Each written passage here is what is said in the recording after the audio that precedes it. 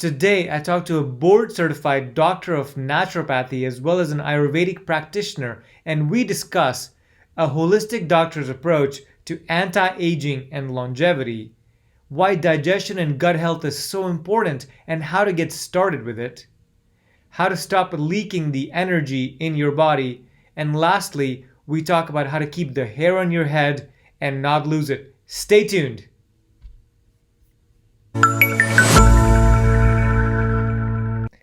Dr. Stephen Cabral is the founder of Cabral Wellness Institute and StephenCabral.com. He blends together the best of Western medicine, holistic medicine, along with Ayurvedic practices to really heal the body from within and re-energize it with life. Him and his team have completed 250,000 client appointments online or in clinic. So I'm really excited to have him on the show. Dr. Cabral, thank you for coming on the Anti-Aging Hacks podcast. I am excited to have you on this show. First of all, I wanted to get into your background. You're a doctor of naturopathy, and you've been doing this for a long time, and you have a very interesting backstory. So will you please tell the listeners about how you got into health and wellness to begin with?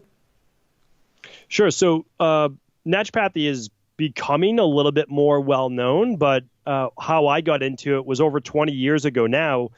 And I got extremely sick as a 17-year-old kid. And essentially, I went to the best medical doctors in the world, and they had degrees from Harvard and joint with MIT, Boston University, went to the best hospitals. And again, these are brilliant doctors, brilliant minds. But the problem was when they saw my blood work, even though they saw I was so sick, my blood work wasn't that bad. So they didn't know what to do with me based on your normal blood work parameters, especially at 17 years old. You're not supposed to be that sick. But I had lightheadedness upon standing. I had weakness. I had brain fog. I used to play sports. Now I had no stamina at all. When I used to walk up a flight of stairs, my heart rate would immediately shoot up to about 155, 160 beats per minute. I would have to sit down after like 6 steps or 10 steps to catch my breath and let my heart rate go down. My glands were swollen. I had flu-like symptoms and fever every single day. So again, I'm a senior in high school. Nobody has any idea how to fix me. And so you do what you can do. You get shuttled from specialist to specialist. Some people said it was all in my head. Some people said, okay, you're clearly sick. If you get worse, maybe we'll see something in your blood work. We'll know what to do. Well, I'm also a pretty stubborn individual. So I said, this doesn't sound like a very good answer. And there was no real internet in the late 90s. So, especially not in Medford, Massachusetts, where I'm from. So we had dial up, and I didn't even know how to use it anyways. So I just started consuming books. I would just go to my library and I would just read and read just about health because I didn't know really where to get started. And that led me into finding, and my mom was looking into other practitioners as well. Back then we called them alternative health practitioners. Now my quote is, I don't believe there's any alternative to alternative medicine, because if you want to get well, there's no other way to get well except to look towards the root cause. So it was many years in the making, but about 10 years after getting extremely sick, I finally found my mentor who helped pull different facets of natural health together, natural medicine. I finally got well, and I've been teaching people really ever since. Wow. So it took you 10 years to get well? And it should never take anyone 10 years to get well. Maybe 4 to 6 months for most people, but not 10 years. But, I bounced from practitioner to practitioner, program to program, diet plan to diet plan. And sometimes I was starting to get better, and then I would relapse. So I got better over the course of about 3 or 4 years, but I relapsed at least 3 or 4 times a year. Flu-like symptoms, brain fog, joint pain, etc. Technically, I was later diagnosed with Addison's disease, rheumatoid arthritis, type 2 diabetes, myalgic encephalomyelitis, a lot of issues. Now, I was diagnosed with those. I no longer have them today. And yes, I was medicated for them as well. But I found out that there are underlying root causes to everything we suffer from. The problem is, someone like myself, I didn't find them for 10 years. Mm-hmm. Some people, maybe they've been suffering for 20, 30 years, but there's an answer for everyone. I just hope to help people find it at a faster rate than that period of time. Yeah, that's great. Wow. And you've also dipped your toe, or actually studied Ayurvedic medicine, I should say. How did you get into the Eastern medicine and their philosophies? So I started studying Ayurvedic medicine, and I don't exactly know how I was introduced to it, but This was around my mid-20s. I was already deep into nutrition and working with a lot of private clients with nutrition, with exercise, with some rudimentary labs on vitamins and minerals, but not high-tech functional medicine. And then I started reading more about body types. And body types is very interesting to me because if you come from a fitness-based background, you just know like this person's going to be able to pack on a lot of muscle and this person's going to have a really hard time putting on muscle. This woman's going to be able to get really lean really fast. This woman's going to have a more difficult time getting lean. Now, she still can, but just more of a challenge. So I was reading about somatotypes, and then it segued somehow. Again, you just start to read, and the next book leads to this book. And I was like, oh, Ayurveda, this is interesting. I have no idea what it's talking about. It's a different language, basically, than how we speak. But then that led me to my mentor's book. I read that, and on a whim, I contacted the author. She happened to live about 4 hours north of me in Maine. I'm from Boston, Massachusetts. And I took a bus ride up to see her, and that was it. And she is the one who taught me how to combine functional medicine lab testing with Ayurveda and unique body types, but also on creating what's called a brain-heart coherence, which starts to get in the weeds a little bit, but it is one of the ways that if you are hyper stressed and you actually have true adrenal issues, which is called hypothalamus pituitary adrenal axis issues or hypothalamus pituitary thyroid issues, you can't be a stress case like I was and ever hope to get better. Now, you can start to get better and then you relapse, start to get better, and every time you get super stressed, you relapse. So I would relapse every time there's finals in college. And then I would relapse, for whatever, studying for a new exam. So I started to put these things together, and I studied in India. Actually, I interned in India multiple times and also Sri Lanka, learning about how to implement these deeper practices. And then, of course, how do I take them back to the West? Because you can't speak the same language to Westerners. They're just not going to get it. You can't talk about doshas, and it's not our fault. It's just we weren't raised that way, and people then look at you and they're just not going to believe you. So how do we talk about this from a science perspective, but really relate it back to what Ayurveda taught us 6,000 years ago? Exactly. I've been getting interested in Ayurveda as well recently. In fact, this summer I was over in Rishikesh in India doing a Panchakarma detox. And, they recommended I do it for a couple of weeks, but I only had 6 or 7 days. So I did it for that time. But it was very interesting in how they were detoxing my body. And I had daily massages from 2 men, which isn't weird at all, with oil massages. And, of course, they would look at my pulse. Abhyanga, yeah. And my body type. And they would feed me this khichdi and a little bit of just some bread, some pita, and very, very lightly steamed or cooked vegetables. And so it was a 6 days of just mental and physical cleanse. And so I've gotten to appreciate Ayurveda and the thousands of years of learning even more. But as you said, it's a bit hard to explain that to the Western audience because they don't understand it. Now, talking about Western medicine, Western medicine treats diseases as piecemeal, right? You have heart issues, it must be because of this. Let's just focus on what's happening, tamp it down, and therefore hope that everything goes away. But the underlying cause, we don't talk about, we don't touch. So that's my beef with Western medicine, but also realizing that the human body is very, very complex. It takes, and you can answer this a lot better, but it takes time to understand what the hell's going on. And to come to that conclusion of the underlying cause may take you months, as you said, may take even longer. In your instance, it took years. So how do you merge both of those things together to not only provide quick relief, but also make it everlasting and long-lasting? Yeah, it's a great question. And there's 2 main parts to it. So one is if you like to biohack and you like to experiment, there's nothing wrong with that. Like, I just believe people like, oh, should I do 16-8 dieting? Should I do, 24? Should I do 12 and 12? Well, I mean, you are actually able to try these things for 4 weeks at a period of time. How do you feel with this? How do you feel with this? And also understand that you might feel great on 16-8 now, but you might not in 6 months. And okay, maybe it served you for 6 months and then now it's no longer. Now you need more, like, what's the math on this? 14-10. Like you don't have to be as rigid. And there's nothing wrong with self-experimentation at all, as long as you do it, with some guidance that you're not hurting your body in the long run. I see too many people really hurting their metabolism in the long run with certain things. I'm not talking about that specifically, but with things we have to be careful with, because too much of a good thing is actually not still a good thing, right? It actually can be detrimental. So you can become too catabolic. But one thing I found is this. I work with a lot of people who, it's the phrase that you're sick and tired of being sick and tired. And if you want to find out exactly and right away what your underlying root causes are, you can lab test those now. So the reason why it took me so long to get well is because I didn't start lab testing for many years in. So I mean, we knew it was partly my adrenals. So, but in conventional medicine, just like you just said, so they gave me Cortef, which is cortisol for your body. I wasn't producing any cortisol. So people are like, oh, well, that's a good thing. You want low cortisol. You actually don't. If you have low cortisol, you never wake up. You literally, think about this. You never wake up. You're so groggy all day long because you don't produce what's called the cortisol awakening response 20, 30 minutes after waking. Your melatonin is off, so you can't sleep at night. So you have insomnia, yet you can't sleep. Meaning like you're not tired, even though you're exhausted. And then, so they gave me Cortef to produce cortisol. Okay, well, good. Yes, I did actually feel energy. I couldn't sleep still at night. So then they gave me Ambien to fall asleep at night. It was a cocktail. Mm-hmm. So the issue was this, though.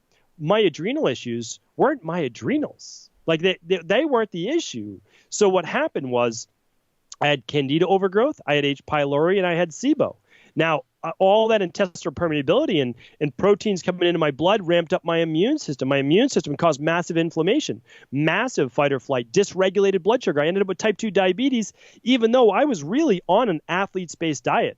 I was eating cleanly. No reason to have type 2 diabetes, but you can get high blood sugar even if you're not doing processed foods. So what I realized was I needed to work on my stress. I needed to work on my gut health. There was multiple factors, none of which had to do with my adrenals at all. Those things, once I fixed them, my adrenals got a period of rest. Yes, I supported them with ashwagandha and L-theanine and phosphoserine and like whatever I needed to. Those are amazing, but they weren't the root cause. My adrenals were okay. So again, how did I figure this out? Well, I lab tested. I lab tested my gut. I lab tested food sensitivities from an IgG perspective. I lab tested my minerals were low. My B vitamins were low. My vitamin C was low. So what did I start doing? Supplementing, exercising differently, and I ended up healing. That's amazing. Your symptoms sound like almost too much to bear for a 17-year-old, by the way. So congratulations and kudos for coming out of that in one piece. And you look pretty good. So you've obviously solved these challenges. Now, I want to talk to you about your approach. And I understand your approach is functional medicine, integrative medicine, plus Eastern philosophies. And I want to ask about your approach to anti-aging and longevity in particular. So before we get into tactics, what are your overall or overarching strategies, philosophy, mindset on anti-aging and longevity?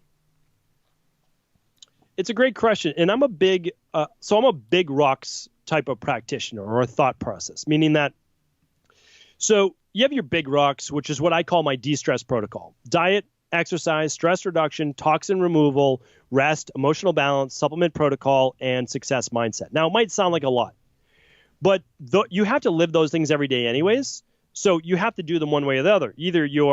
I always say, go for an 80, 90%. You don't have to be 100%, but if you do all of those, 80, 90%, you can actually enjoy a cheat meal every, couple days, twice a week, as long as you're healthy.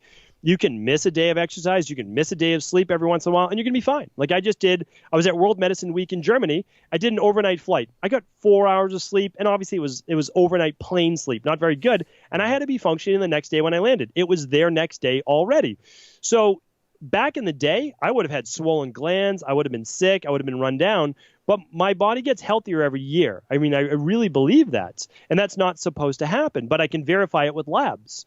So what do I do for anti-aging? I work on 3 phases of that. So they're all part of it. But if someone needs to lose weight, we help them lose weight. There's almost nothing that will help you get well or live longer than being lean. And it's not for vanity purposes. You never have to pose on Instagram once you get lean. You don't have to do any of those things. Just be lean for the sake of being lean, because you will live longer most likely. There's no guarantees in life. But if your waist-hip ratio is better, if your neck to hip ratio is good, meaning like the small, you don't want a catabolic neck, but people with larger necks have typically more issues with blood pressure and carotid artery-based disease, etc. So you need to lose the weight. That's first. Now, if you're still not well once you've lost the weight, because believe it or not, if you're 50 pounds overweight, if you lose 50 pounds, what you need to do in order to lose the 50 pounds may also get you well. So now, you don't have any more thyroid issues. You don't have any more of this because you needed to do that in order to lose the weight. But if there's still a wellness issue, we correct that. Meaning if there's digestive issues, autoimmune, migraines, skin rash, that's a sign that the body's not well. Now, you can't live a very long life, most likely, if you're not well. And if you do live a long life, the quality of life's not going to be great because you're going to be medicated. So what I want people to do is not just live a long life, but a great quality of life. It's a huge difference. I saw my grandparents. I see my parents, they're off and on health and not on health. And I don't want to be walking around with no energy. I don't want to be walking around with joint pain when I'm older or worried if I'm going to have a heart attack. So what we do is we help people lose the weight. We get them well, and then we call it graduation. Now, when your labs say you're well, we can work in anti-aging. What do we do? Well, we're going to run environmental toxicity tests to make sure there's no heavy metals or pesticides being built up. We're going to, for sure, mercury, arsenic, etc. We're going to look at your telomere length. It's only one factor, but we're going to look at that because we know there are things that we can do to lengthen telomeres by increasing what's called telomerase. So we do that. We make sure that you're maintaining with certain nutritional supplements that have been proven to just boost mitochondrial support. So there's no one way, I think, to help people live longer. A lot of people talk about nicotinamide riboside and this and that. I think they're all great. But if you're dealing with malabsorption in the gut, I just don't think nicotinamide riboside is going to be the thing that keeps you living longer. So it's multifaceted, and I think it needs to be somewhat bio-individual, but there is a lot we can do, meaning and I don't know how deep you want to get into this, but the majority of early death happens from heart issues, vascular issues with blood pressure, or cancer. If you take those out, you're almost, besides accidents, like freak accidents, you're almost guaranteed to live into your 80s. So that's pretty great. But the problem is the majority of the people do get heart disease, high blood pressure, or type 2 diabetes, I forgot to add, or cancer. Now we have type 3 diabetes, but it's still diabetes from Alzheimer's. Mm-hmm. So the same issues that can cause these metabolic issues. Brain. So we just again lab test, make sure there's no issues with blood pressure, no issues with blood sugar, hemoglobin A1C, and then no issues with cholesterol, triglycerides, etc. I got you. Let's touch on the weight loss protocol that you have. And, just browsing the internet over the past few years, I think everybody and their mother is selling a weight loss program. How is yours different, and how do you monitor it to make sure that people are getting the results that they are with their weight loss? Yeah, that's a great point. And everybody does have a weight loss program. The problem is, if you give someone the weight loss program that worked for you, great. It might work for a third of the people out there. And okay, so you help those third of the people. That's really great. But what I see is there's no long-term solution to that.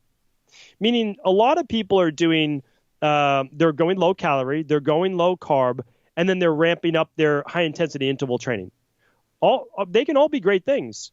What's the end goal there? Are you really going to do that when you're 55, 65, 75 years old? I don't see the end game there.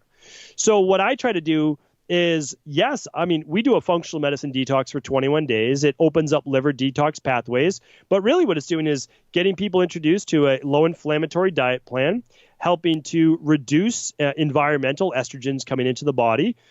We are helping to rebalance blood sugar. We're creating thermogenesis, which is kind of firing back up that metabolism. We're reducing stress load on the body. So we're working on it at a much deeper level, meaning that if you struggle to lose weight and keep it off, you're going to yo-yo. You really will, because there's only so much willpower in the world. Mm-hmm. So what I want to do is make this realistic. 3 days, 4 days a week of a formal exercise program, 10,000 steps a day, eating 3 main meals per day, looking at some intermittent fasting, 12 hours, 14, 16, depending on the person. We might start longer. We might start to cut back due to thyroid issues with a lot of women we test. So what we're doing is just saying, we want to help you lose the weight, but more importantly, we don't want you to struggle with this for the rest of your life. Mm-hmm. That makes sense. So step 1 is to get people to lose weight using the detox programs that you have. Step 2 is then after they've lost the weight, you measure the baseline of where they're at using lab tests or functional tests. And then once you figure out what's going on, then you're able to intervene and fix those issues as well. Correct? Correct. Or start with the lab testing if you want to actually test your thyroid levels, vitamin D, gut health, because estrogen dominance is a big reason why women can't lose weight. So you can fight that all you want, and you'll lose your first 5 pounds, 7 pounds pretty easy, maybe on any low carb diet. And again, like, it works. I'm not saying that it doesn't work, but it works predominantly because carbohydrates help your body retain water, hydration, basically, in your tissues. So you can lose that pretty quick. The problem is that, and again, I'm actually for this. We do the same thing, but we need to make sure that the body can then adapt after that. So we actually we'll lab test first if we want to find out exactly what's going on. Blood sugar, vitamin D, thyroid, cortisol, estrogen dominance, which means women might also see other signs such as cellulite, some adult acne, thinning of the hair, drying of the skin, irritability, some digestive issues 5 days to 10 days before their menstrual cycle. And you're like, okay, though, that's a really big sign of estrogen dominance. Now, if that happens, we need to fix that. And so we work on that. Now, what we do, though, is a lot of people talk about becoming fat adapted. That's important, right? But that works by making sure you don't have excess glucose in your bloodstream. You don't want excess sugar in your bloodstream, or it's going to be hard to tap into body fat. Same with high levels of cortisol. High levels of cortisol, it's called a glucocorticoid. It causes your body to break down more sugar in all of its stored places, liver or muscles, and will put it in your bloodstream. So regardless, we need to work on that. But my goal is not just fat adapted. I actually want you to become carb adapted, because I want you to be able to eat carbohydrates. Carbohydrates are not the enemy, but we have to ease them back in slow. And believe it or not, when you add carbs back into the diet, they cut high levels of cortisol. They help to produce more serotonin, help you sleep better at night, make you less irritable, give your mitochondria a second fuel source, and give your brain its main fuel source as well. So, we really preach balance, but a lot of that is bioindividuality as well. And so you can figure that with labs or without labs. Without labs, it just takes a little bit more trial and error to say, okay, can I have some berries with breakfast? Yes or no? Is my weight okay? Yes, it is. Okay, good. And then just understanding that your body is not static. And so it's going to take 12 to 16 weeks for all those cells to turn over. So if your red blood cells take 3 to 4 months, you can't just lower your hemoglobin A1C, your glucose levels, until you get new cells. And so although they turn over every day, not all of them do for 3 to 4 months, which is why you can't give a program 3 weeks to see if it works. You need to give a program 6 weeks, 12 weeks to really make sure you're seeing the benefits. I gotcha. So I want to touch on detoxification in the human body, and also I want to talk about some of the heavy metal testing that people are doing now to understand root causes of some of their illnesses. How do you think about detoxing? And I know you've got the 3-week or the 7-day program, but overall, who should detox? How often should they do it? How long does it take? So let's start with those. Yeah. So every natural medical system in the world, so every medical system in the world except for conventional medicine, always believed in, and still does to this day, detoxification. And they typically do it seasonally.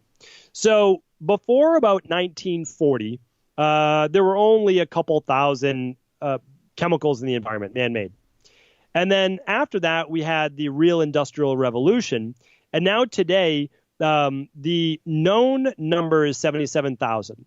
The World Health Organization estimates over 100,000 man-made chemicals in the environment. That means they're not natural, man-made them in a lab. And over 50% of those are carcinogenic, which means over 50% cause cancer. So, when we see cancer now getting up there, it's number 3. It's getting by 2030. I don't know why 2030 keeps being the number, but they say that 1 in 2 people will have cancer. Wow. And that is because we are bombarded every single day by toxins. And the average woman, men aren't far behind, but the average woman uses 12 different bath products, cosmetic-based products, and those contain a total of 126 different chemicals from around the bath products in the house. So the average woman leaves the house being exposed to 126 chemicals just from household-based products. It could be air fresheners, it could be cleaners, it could be the chlorine coming out of your shower as a gas vapor. The parabens, the sulfates that are in the shampoos, the triclosan in your toothpaste, and we don't know about them, and they're not written on the labels because they don't have to be. They're called GRAS, generally regarded as safe, right? But all of those products are never tested against what happens when you mix them with 12 others. It's like this science experiment, right? So here's the problem. They've also never been tested long-term. We don't know what a little bit every day does over a period of 30 years. Is that why we're getting more cancer when people are in their 40s, 50s, 60s? Because now they've been exposed to it then.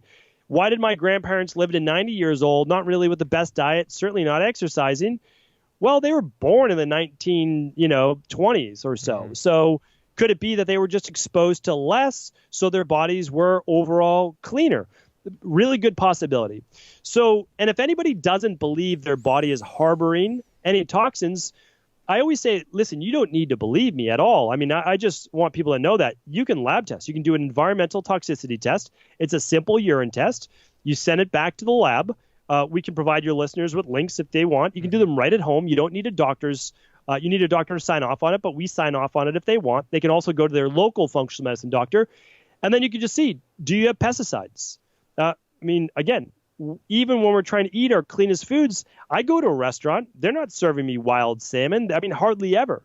So we just do our best. And that's why I say, listen, I can't worry about everything I'm exposed to.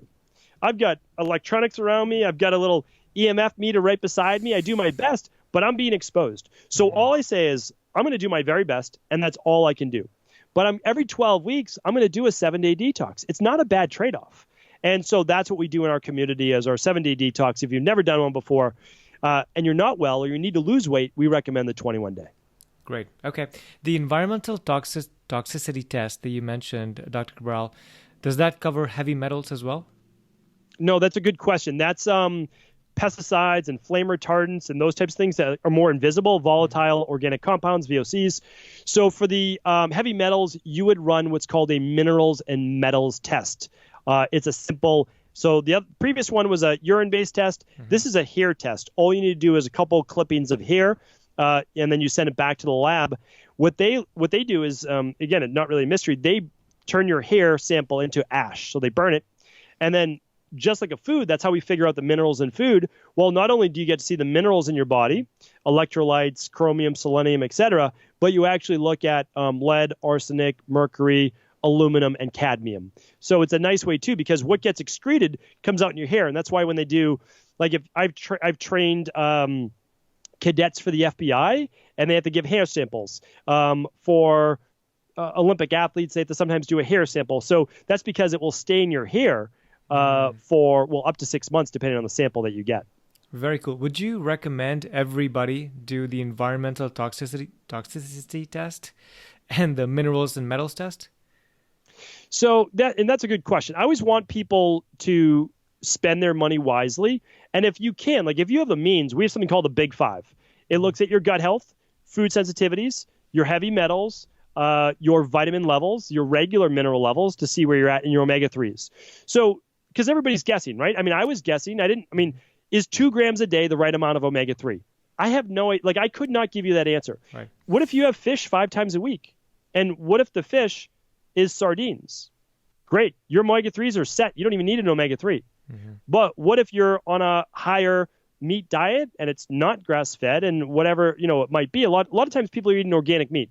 The secret is organic meat is not grass-fed. Organic meat, they're being fed organic corn, Correct. Organic soy, organic Skittles. It's organic, but it's still feed. Yeah. So the only way that I can tell you if you need omega-3s or not, now most people do. Because again, we lab test, so 9 out of 10 people, they're not at that 3-to-1 ratio. So the Big Five tells you all of that. But what I would do is this.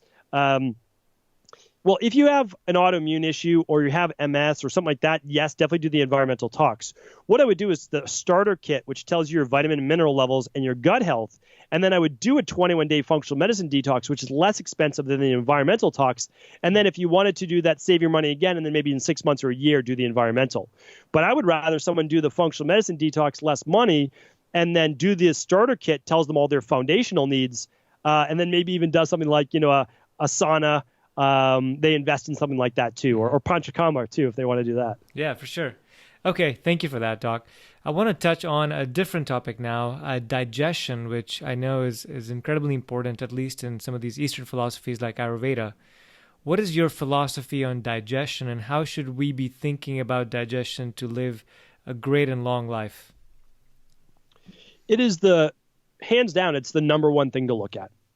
And people might say, well, I don't know how that's going to help with my rheumatoid arthritis. I don't know how that's going to help with my Hashimoto's or my migraines or my psoriasis or eczema. Well, 90% of all autoimmune issues and chronic disease goes back to some type of intestinal permeability. And really simply put, our intestines are about 26 feet long, and they're supposed to be permeable. However, the gaps in them are supposed to be only small enough to allow individual amino acids, fatty acids, and glucose molecules through. If those gaps open up because of alcohol, birth control, Advil, ibuprofen, antibiotics, high levels of stress, fried food, chlorine, fluoride, then what happens is we then begin to spill larger proteins into the bloodstream. When that happens, our immune system becomes aggravated. Why? Because it noticed a foreign body, many of them every time you eat, floating around your bloodstream. Well, it ramps up the immune system, CD4 cells, CD8 cells when it becomes autoimmune, like rheumatoid arthritis, IgG, IgM, just all these white blood cells. Mm-hmm. Well, people say, oh, well, my immune system is out of control. Maybe it's doing exactly what it's supposed to do and was meant to do, but you have gut permeability issues because of Candida overgrowth, SIBO, which is small intestinal bacterial overgrowth, H. pylori, which is why you feel bloated or have acid reflux, or parasites. And again, you can find those out, and you need to heal those first. The reason is you have to be able to absorb all of the good foods that you're investing in and all of the supplements and all of those things. They get absorbed through the intestines, through the stomach and through the intestines, and they also get processed by the liver. So that's why when we talk about a functional medicine detox, really all we're talking about is giving your liver more support. There's no magic to it. We know the nutrients that are needed for phase 1, mainly vitamins and minerals, and we know it's needed for phase 2, which is mainly sulfur-based amino acids. That comes from things like cauliflower and broccoli, but we give them in a concentrated form to produce more glutathione. So yes, all of this sounds complicated, but it's not hard to do. It's actually very easy to do, and that's what we try to do is teach people that. I always say, I only do one thing. Like, this is it. And for everything else, I'm following someone else's plan and system, and then I try to maybe learn more about it if I'm interested. But you can follow, your plan, my plan, anybody's plan, but unless you're the expert in it, and I don't say that, in a condescending way at all, just follow the plan, and then everybody needs to make tweaks, no matter what. You could give someone the best plan in the world, but everyone's an individual, and it doesn't mean the plan is wrong. They just need to make that small tweak. And so that's what I recommend for a lot of people. At the first sign of an obstacle, it doesn't mean you're off course. It just means you may need to make that first adjustment to just tweak it to be perfect for you. Mm-hmm. Great. So how does somebody that's listening to this and, that may think that they have gut issues, how do they go about fixing their gut or digestion, as you said? We try to always walk people, up that ladder for what works for them. So the first thing they could do is find an elimination diet, and they could eliminate a lot of those most inflammatory foods, or what we see as the most immune aggravating: gluten, dairy, and believe it or not, eggs and egg whites are actually higher on the immune sensitivity from an IgG perspective. Now, that doesn't mean don't ever eat eggs again. All we're doing is an elimination diet for 3 to 4 weeks. And then what you can do is you can try adding them back in and challenging for your body. But if you start to feel great in 3 to 4 weeks, well, you're on to something. So now be careful as you add these things back in. But sky's the limit. Some people can't digest raw vegetables, and that's why they're bloated. And because they're eating these big salads because they thought they were supposed to eat big salads because it's green and it's supposed to be so great for them. Other people they're like, well, I read nuts can lower my blood pressure, so I'm going to eat nuts all day long. Well, nuts are also very hard to digest. So that person might not be able to digest them. So, again, it's a little bit of a challenge, but you can figure all of this out if you understand that this is a journey. And a lot of people listening to this podcast probably have another 20 years, 30 years, 50 years of life left to live. So you have time. Make 2020 your year to figure this out, and don't stress over it. You'll be able to figure out. Now, the next thing you can do is if you have bloating, if you have gas, if you have acid reflux, if you're constipated or you have loose stool, something's wrong. I mean, bottom line is that there's an imbalance. So you can begin with something we call the Candida and bacterial gut protocol to wipe those things out and start fresh. And you can do that. Or you can lab test and you can say, okay, I want to figure out what this is. And you do a urine test, which is, we call it the Candida metabolism vitamins test. So it says, do you have Candida? Do you have Clostridium difficile bacteria? And then we also do a stool test, which looks at parasites, H. pylori, and bacterial overgrowth.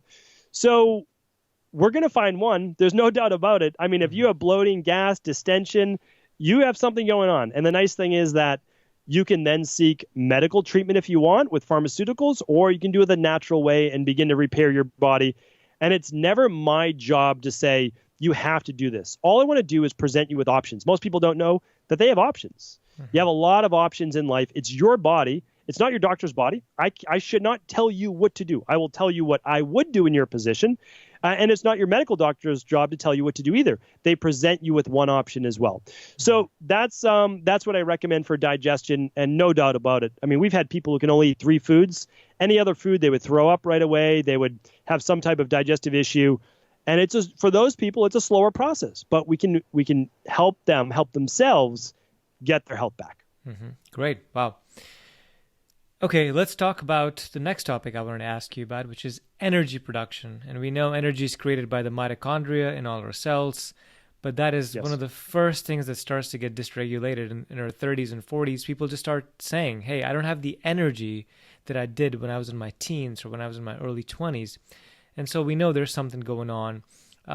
Normal energy degradation is okay because that's just part of aging, but some people have an accelerated energy degradation.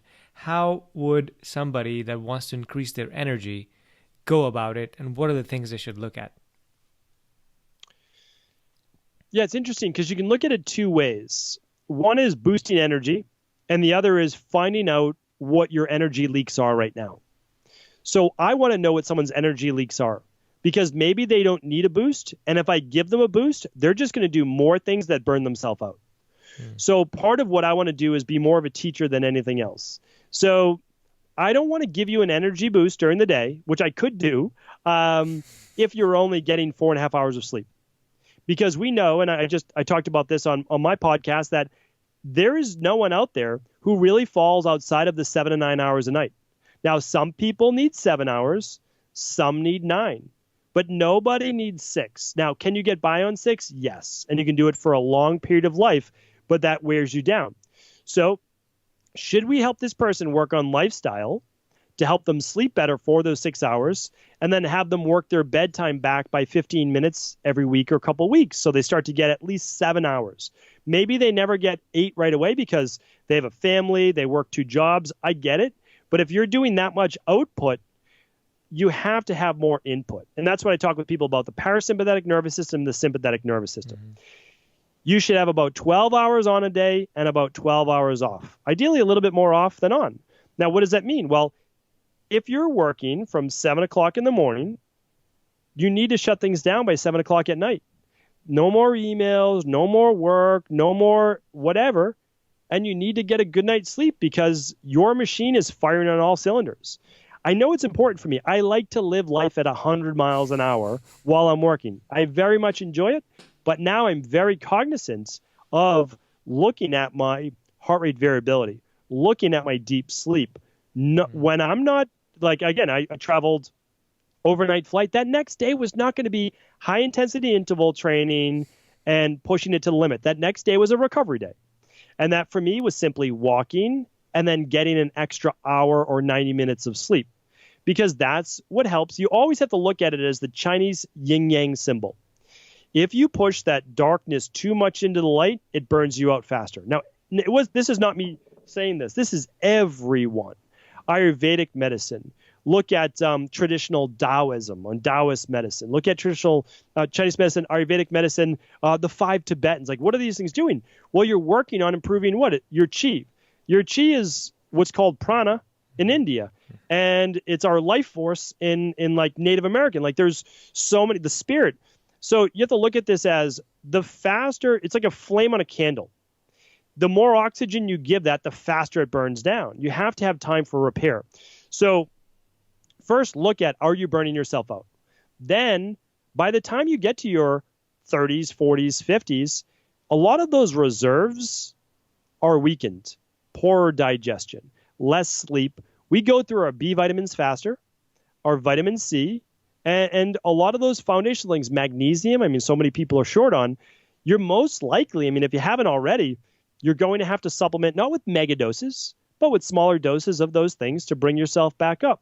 And then understand that your mitochondria actually go through, which is called, and I'm sure you've talked about this, mitochondrial biogenesis every 3 to 4 months. So what I tell people, especially with myalgic encephalitis, is that, which is basically like true chronic fatigue, that we're going to get you 10% better every month. Now, maybe it happens faster. But here's the thing. I need 2 or 3 to 4 month cycles to pass so that I can continue. You started me with 1,000 mitochondria per cell. Now you're down to 150. I'm not going to take you back to 1,000 in 3 months. I can't do that. I don't know how it can be done. I wish that it could. I'm open to it. That's the thing. As a practitioner, I'm always open to it. Maybe in the future through like sound resonance or something like that, there will be a new way. But right now, we don't know how to do that. But we do over the course of 10 to 12 months. That's great. Thank you. Now, this is a tough question to answer for anybody, but I'm going to ask you. A lot of people in our societies now start losing their hair earlier and earlier and earlier. And it's interesting because people say that hair is a mini organ, and if the hair is falling out, there's some kind of dysregulation, dysfunction somewhere in your body. I'm not asking you to solve hair loss, but have you in your course of your patients found some key, ways that or reasons why people are losing their hair more? And have you had any success, not directly or indirectly, in getting thicker head of hair and stopping hair loss? Absolutely. And I know that I only have a minute or so to talk about this. So it's totally up to you if you want to link to it. I did a 25-minute show on all of the reasons why people lose their hair, men and women. And it's different for men than it is for women. So I'll touch on them quickly, and people can start to look more into it if they'd like. But we know why people lose their hair now. Like, that's the thing. That doesn't mean that we can automatically stop it. And in Ayurvedic medicine, I can tell from when a child's 5 years old, 8 years old, if they're going to be, as a male, someone who loses their hair. It's the Pitta body type. It's the mesomorphic body type. You can tell that. That is part of the body type. Now, can that body type keep their hair? Maybe. And the reason I say that is they have a higher testosterone to dihydrotestosterone conversion. And we can look at that. And we can literally see that with science. Yeah. Now, we have a lot of ingredients now that we know block that. The same thing that can cause prostate inflammation can cause hair loss. So we know saw palmetto, pygeum, green tea, EGCG, all these things are very, very helpful. Now, but there's other reasons as well. We always blame it on dihydrotestosterone, DHT. But there's other reasons as well. Low iron, low B vitamins, namely B12, can cause hair loss. Now, is that because stress is wiping out a lot of these red blood cells, destroying them, breaking them down? Or is it that there's just not enough, there's anemia that leads to weakening of the protein? Now, possibly. There's also catabolism. So your hair goes through 3 main phases. There's the anagen phase, and that's like the growth phase. Your hair is supposed to be 90% growing all the time. And then there's the catagen phase, or actually the telogen phase is when you're shedding it. Catagen is like neutral. It's just in a holding pattern. So the problem is people who are losing their hair are not as much in the anagen phase and more in the telogen phase. And we see that during high stress. High levels of cortisol, high levels of adrenaline can burn out your hair. So it's another thing to look at. Another, women with low thyroid get thinning hair right on the crown of their head. Very pronounced. They lose the last third of their eyebrow. Men can lose the hair on their legs, and women can lose the hair on their head. and that's pronounced with low thyroid. The other one for women is PCOS. Higher levels of testosterone, again, converting to DHT, dihydrotestosterone. Also, higher levels of blood sugar and insulin can cause PCOS-based symptoms as well.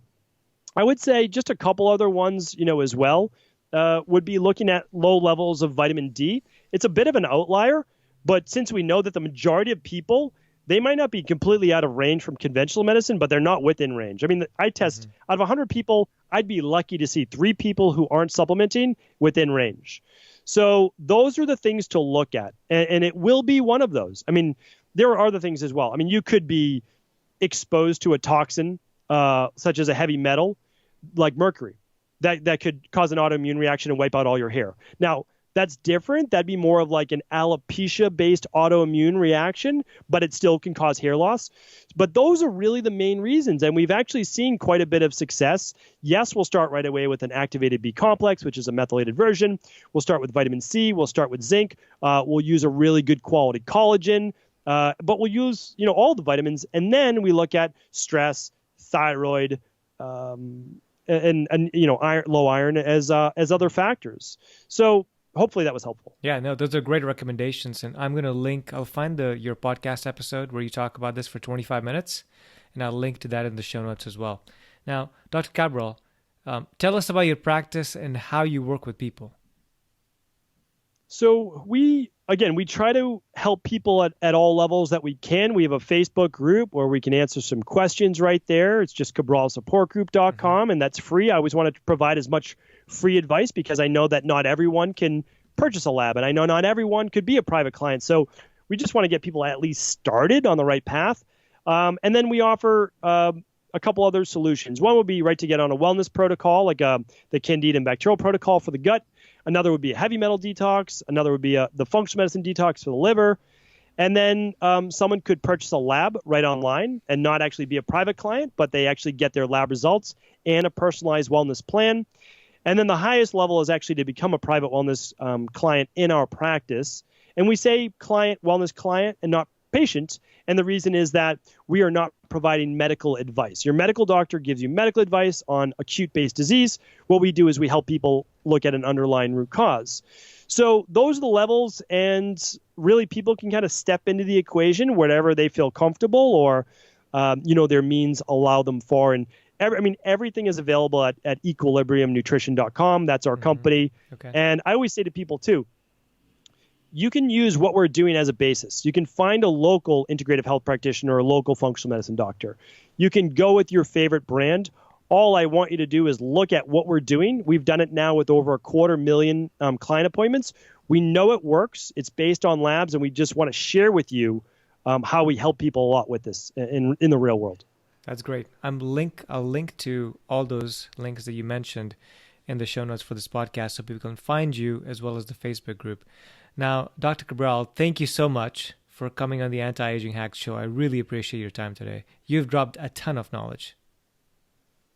Well, I appreciate you having me on. It's always a pleasure. Love talking anti-aging. You're doing amazing work with your show, so I'm looking forward to sharing this as well with my community. Thank you so much.